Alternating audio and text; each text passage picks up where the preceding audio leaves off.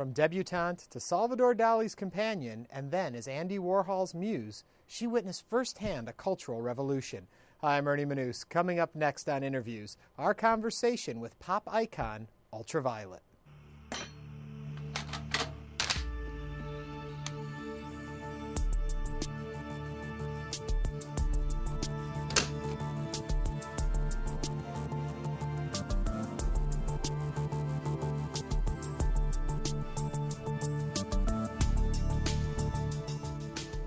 When you look back at your life, can you imagine you lived it all?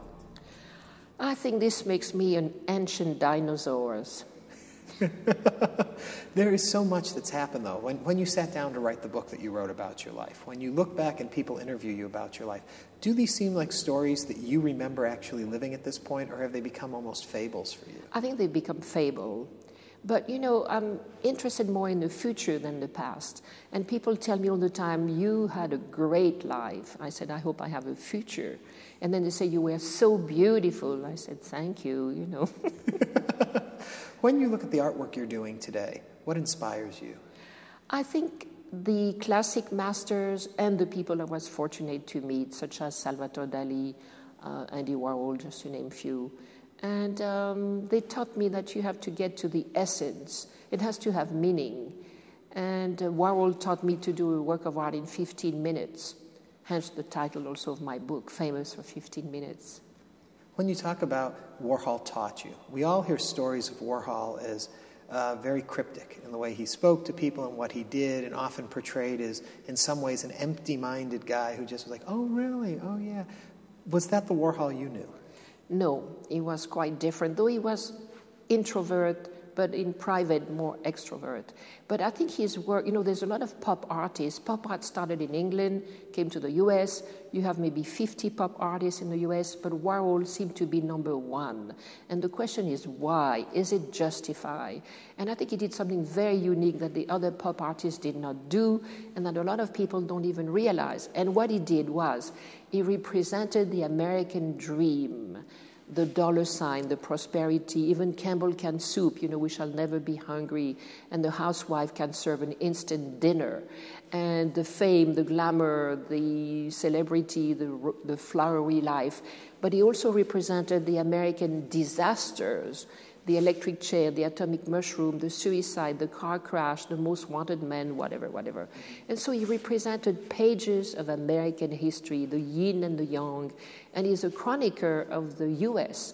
And today, me as an artist in 2005, I asked myself, what should I do? You know, it was obvious in the 60s when America became the uncontested leader of the world. And the crowning of the American dream was when the first man walked on the moon.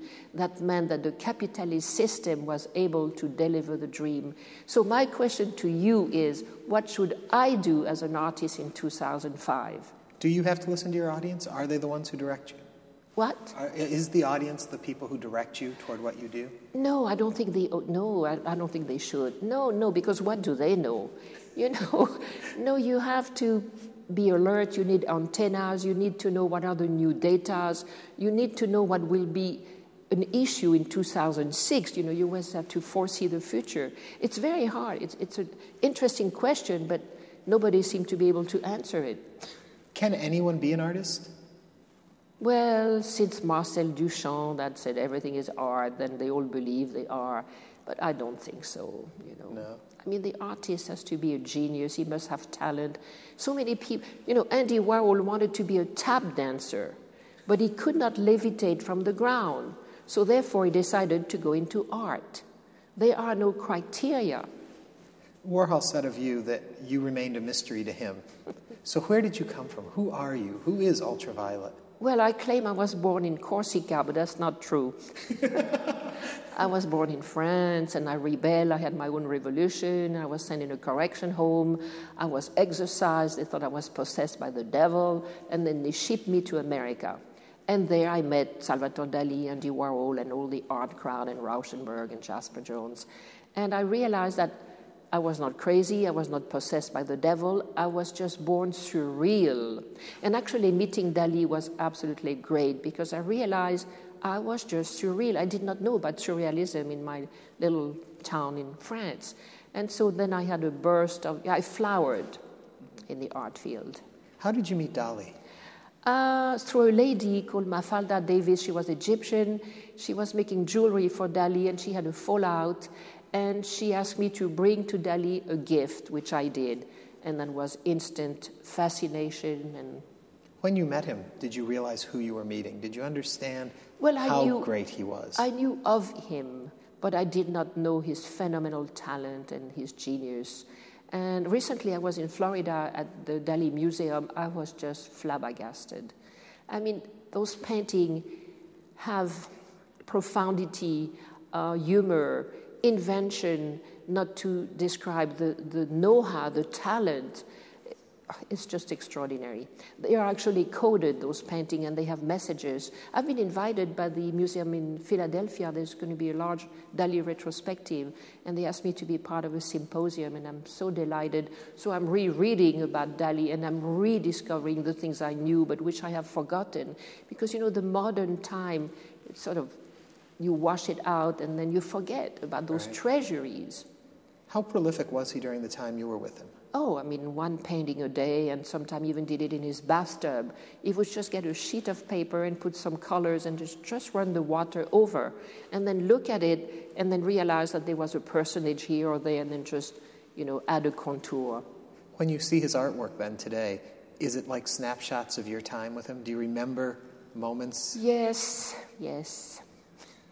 It must be strange, though, I think, when you go into a museum and you see what are considered fine art, and you look at this, and actually it's moments of your past. I know. Today I was at the de Menil collection, and I knew the de Menil. I met them in 1968. Actually came to Houston, and I stayed in their house for a few days. They were French, and I met them in Paris.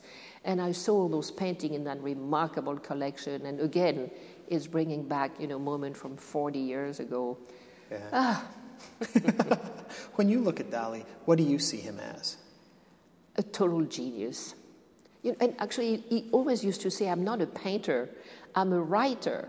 And his writing is absolutely superb. I mean, he had a mind like a computer, that functioned very quickly. He could get elements from all over the planet, be it geography, mathematics, visual form, and put it all together in his computer and then come out with a solution. We used to play a game. I used to show him a picture, like one split second, and then he would describe to me in detail everything that was in that picture, for 10 minutes. And I showed it to him like this. I mean, he had a, photographic mind, photographic memory, a genius. Is the image of him today the real man, do you think? Well, I think that great show at Philadelphia is going to sort of rehabilitate the man. He was, of course, a showman, and there were some scandal in here and there. But I think in time we're going to realize, he's of the range of Picasso, but on a very different style and era. Yeah. And then Warhol, how did that come to be? How did you meet Warhol? Oh, actually, I was having tea with Salvatore Dali, and in walked in that, I thought, little old lady with uneven hair, like rat tail, white and black, and with a very strange voice. And that lady said, "Oh, you're so beautiful, you should do a movie with me." So I said, yes. And then Dali introduced me, and he said, "This is Andy Warhol." So that's how I met him. And the next day I went to the factory. And at that time, he wasn't the name that we know today. No. 1963, and I bought some Warhol painting for $1,000 then. And it's worth, I hear, quite a bit today. 25 million. Paintings he might not even have done, but he signed it. Talk a little bit about that. When you say paintings he might not have even done, and there is all the scandal, but how much work did he actually do? Does it matter if he actually did the work or not? Well, that's a very big question, because of technology, and Warhol took advantage of technology, and why not? All of art is spreaded with technology. For instance, the Impressionists, they came to be because photography had been invented, so they no longer had to paint like a photo.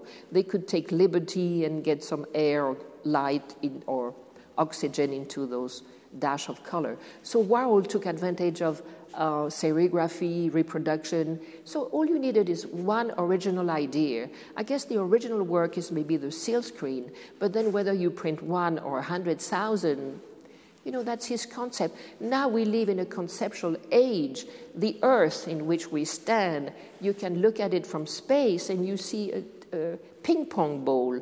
The Earth has become a concept also. So art is in keeping with all of that. Do you think he knew all of that when he was doing it, or do you think he lucked into some of it? It's very hard to answer, half and half. Because, he was born in Pittsburgh, Slovak immigrant, eventually came to New York, eventually dies, and he's worth, I'm sorry to speak about money, but like $500 million. Now, this could not have happened by accident. So I think he worked at it.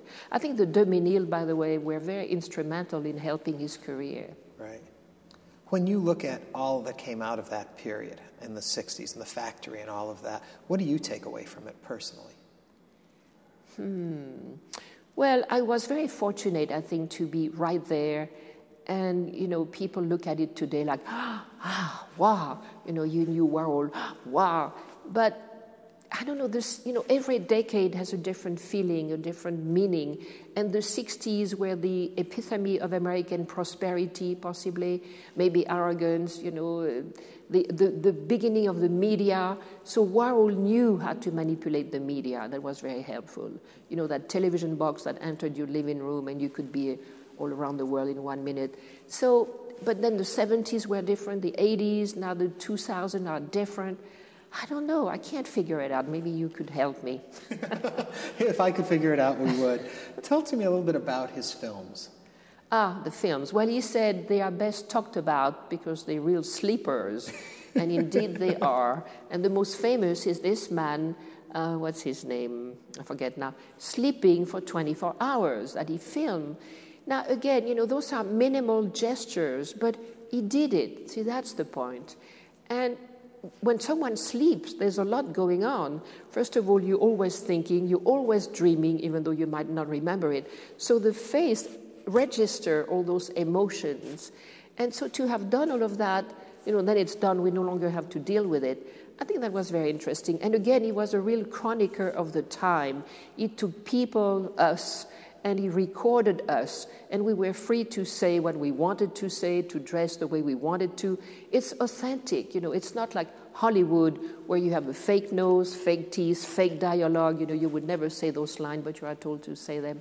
So I think it's very meritable. And Hollywood actually picked up on a lot of that now, right. That sort of authenticity. So you were christened a superstar. Yes. How did you become ultraviolet? Well, I met Warhol, as we just talked about, and he said, let's make a movie. So I went to the factory, and he said, you got to change your name. My name, my birth name is Isabelle Collin Dufresne. I mean, can you spell it? Can you remember it? No. So I had to take a pop name. And I was reading an article in Scientific American and on light, and that's pretty interesting to me because today my work as an artist is based on light. Anyway, I saw that word ultraviolet. And I thought, first name, last name. In ultraviolet, you have the 5 vowels of the alphabet. It's probably the only name on earth that has that. And I think the vowel are the jewels of the alphabet. That's my philosophy. So I took that name, then I told Salvatore Dali. He said, oh, no, you are Isabeau de Bavière, anyway. And I told Warhol, and he laughed also. But it was a very catchy name. And I did a lot of television at the time. I remember Merv Griffin, I did 13 Merv Griffin. And when I walked down the street in Manhattan, taxi cab would stop. And they say, I know you, I've seen you on TV. And I had violet hair. They said, your name is infrared, your name is flash something. So, they remembered something. So many of the folks that came through the factory, Warhol's work area, didn't make it. Why do you think you survived? You mean they died? Yeah. Yeah, I love that question. I survived by grace alone. I clinically died in 1973 and obviously came back, and I decided my life was going to be different then. And I started to read the scriptures, and I started to discover things which in France I had never discovered. And I think it's by grace alone. I was saved by grace alone. And today I take that very seriously, and I study the scripture, and I do spiritual study, and I think that's the reason. And if I ever do a film of my book, Famous for 15 Minutes, that's really the angle I would like. You know, we all know about the Warhol era, and as you say, there's a lot of hecatomb, but I think the merit of my story is that I was saved by grace alone. When you come to that realization, and then you look back at everything that happened during the 60s period, do you think in some ways that Warhol and that whole factory system hurt a generation as opposed to helped? It's hard to say because, I mean, did the Rolling Stone hurt that generation? And maybe more so because they were more popular, music was so permeating. The Beatles, though, you know, with all their talent, I don't know, the whole era. I mean, Jimi Hendrix, Timothy Leary, you know, what a catastrophe. And I went to his first lecture in New York and was on Park Avenue with those Park Avenue ladies, and he was telling us, you know, the mind, you're using 1% of your mind, but by taking those LSD, you're going to expand. Everybody believed it, you know. He was a professor at Harvard or wherever, and so there was a lot of naivety. But, you know, if we can learn from that past, then it's not a waste. Yeah. When you talk about the society ladies, there's a story in your book about being at a luncheon and they didn't know you were ultraviolet because when you didn't have the purple hair and you weren't all decked out in purple, you were a society woman. Tell a little about that. I think that's hysterical. Yeah, that was funny. Yeah, that was at Betsy Bloomingdale, and I was taken to that party with Ahmet Ertegun. Atlantic Records? Yeah, exactly. And so anyway, at that party he told me, you know, dress up. So I looked like Grace Kelly, you know, whatever, braid and very proper and blah, blah, blah. And then at the dinner, this Betsy Bloomingdale said, oh, guess who I saw today at cafe, whatever. I saw ultraviolet. And she could not find the word to describe me. She was... Her eyes were, and my eyes used to be like this. I used to put false lashes from my nose to my hairline. I had like, you know, gigantic eye. And her dress, and I had torn dress in violet velvet because I thought it was very smart. And then I had real gold metal dingling everywhere, whatever.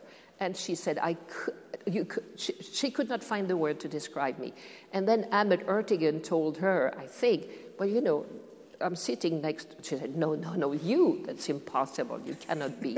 So anyway, yeah, I guess I had two personalities. Yeah. Did they merge into who you are today? I hope. But you know, when I'm 95, I am ultraviolet, you know.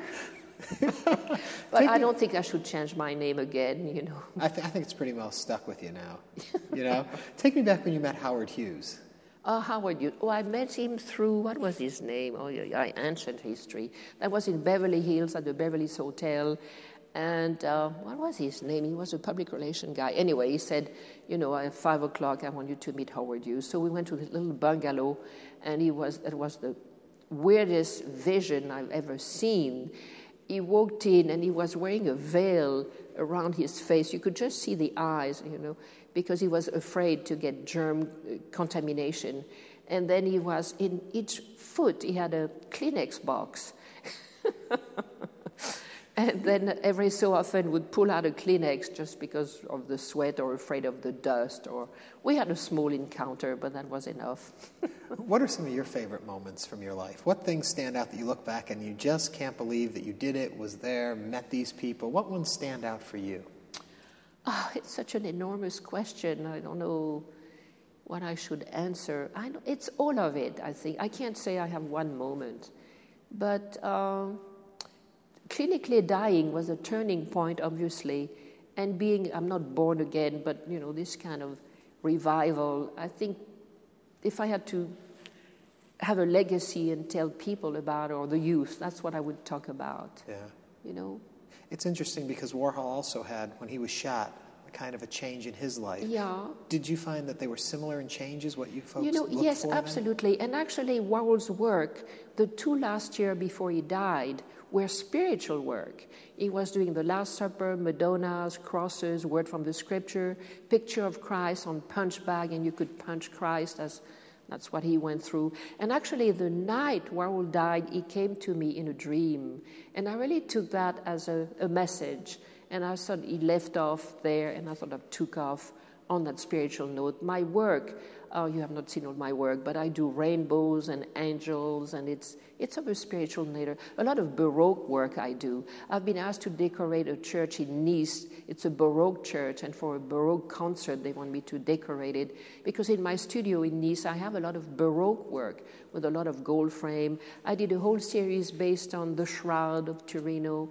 So my work has a spiritual quotation, hence my work called Michelangelo. There's an angel contained in it. Yeah, talk a little about angels, too. You believe they're with us all the time. I think so, but they're sort of invisible. A lot of my work is based on the book of Revelation, actually, and on every pages they are angels and angels and angels. Now, why are they here now? Because I think we are on an end time. And, well, if you're a Christian, the announcing of the coming of the Messiah or Christ was through the angel, Archangel Gabriel. And we are told in the book of Revelation that Christ will come back again with a legion of angels. And I think we are nearing that time. And some people are seeing them, are being healed by them. There are some shops about angel, books. Maybe they don't know the real profound meaning, but I think they are around. Yeah. Was it angels, or what was it that led you to become an artist? And when I say that like that, I don't mean that you weren't always, but there was a moment where art became more important to you. Well, precisely. I thought, just like Dali used to say, I have to save the contemporary art from its misery. And I really felt sort of the same. Yeah. I mean, though there's some exceptional artists, but I think, I don't think the art should be a representation of what's going on. The sadness, the gloominess, the violence, the void. I want art to be uplifting, and I think that's really why I used to draw with Dali, and that's not new, but I decided to show it, to show alternative. Art doesn't have to be gloomy. Art doesn't have to depress you further.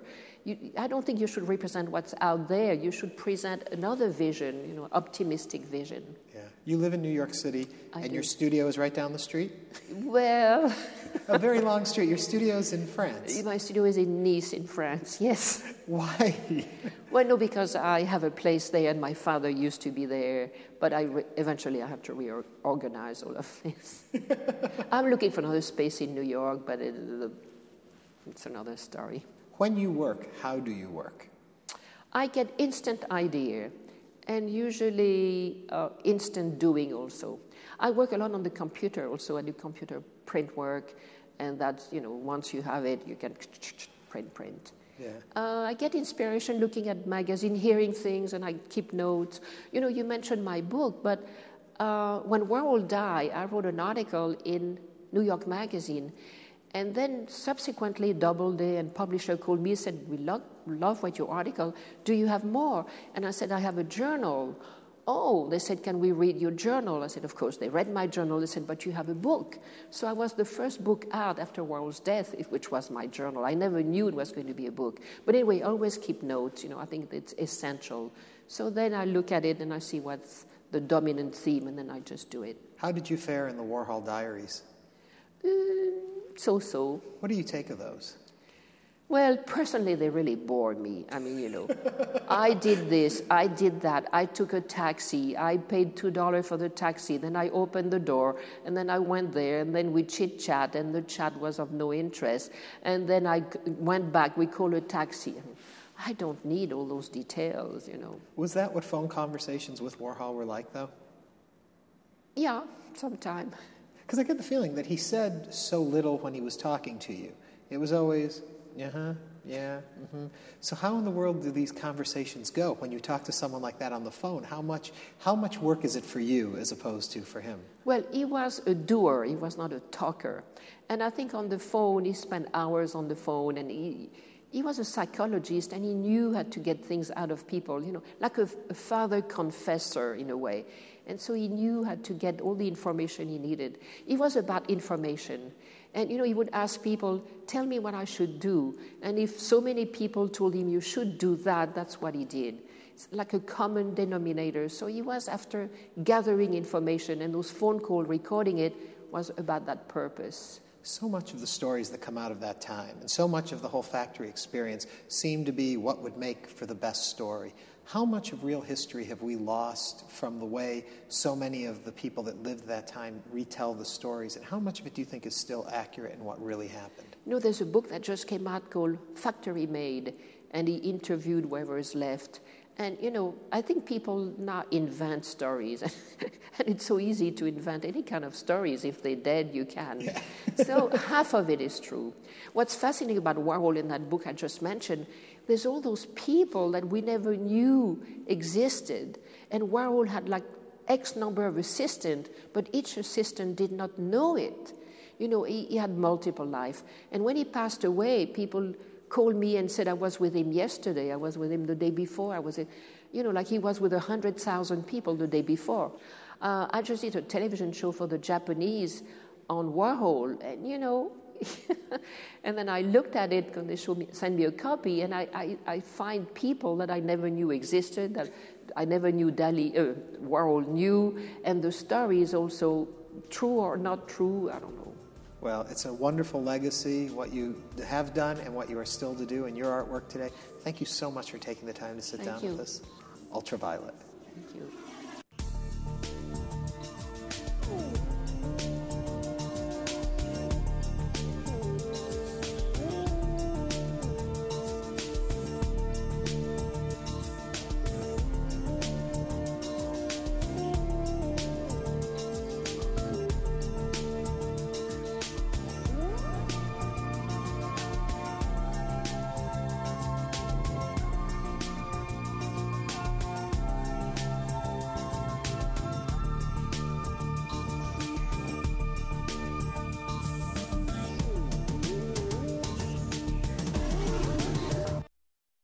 To order a transcript, call 866-652-3378 or send $6.95 to the address on your screen. Please include the name of the guest.